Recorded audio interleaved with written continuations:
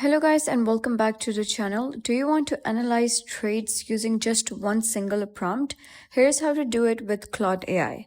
So instead of overcomplicating things, you can give Claude a clean market summary and let it break down the setup for you. So you're going to go to Claude and type something like BTC is near support, RSI is oversold, volume is increasing, so what's the possible setup?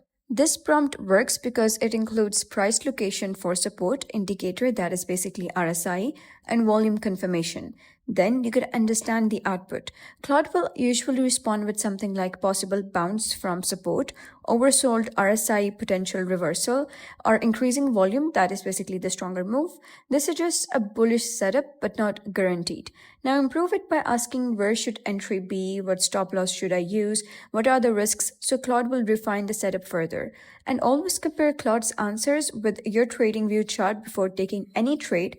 Because remember, this is analysis, not financial advice. Never trade blindly based on AI. And that's how you use one single prompt to analyze trades with Clod AI.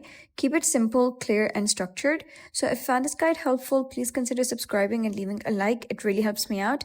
And I'll see you next time.